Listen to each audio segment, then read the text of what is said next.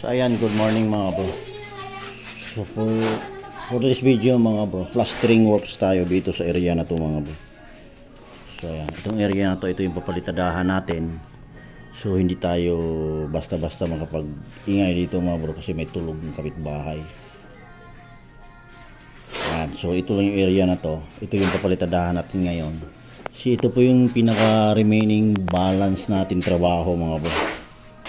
Alright mga bro, so yan po yan. So ito natapos namin kahapon, to portion na to. Pati yung buhos natin dito, yung naiiwang bubuhusan mga bro. So after neto, gagawin namin dito itong main door. Alright, so 90.9 lang kasi yung lapad nito. So kailangan pa namin asintahan to yung portion na to mga bro. Alright mga bro, ayan.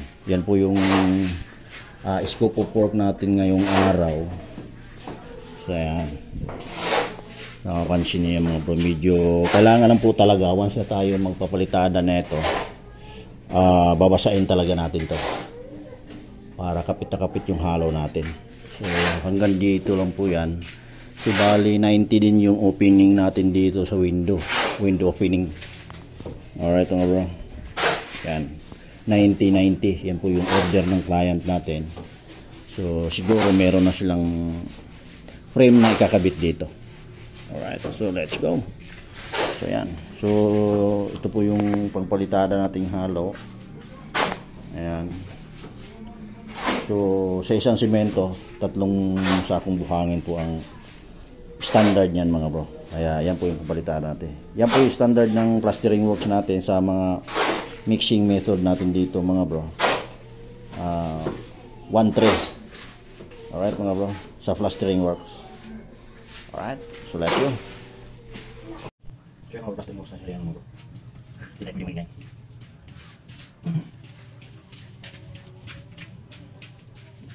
babasahin muna natin yung ating hollow block na kapalitan.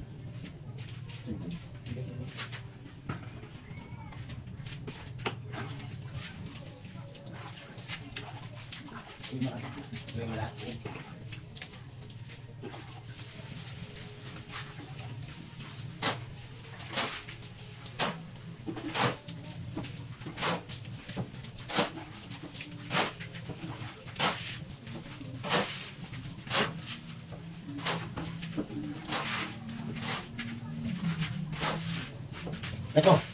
Let's go.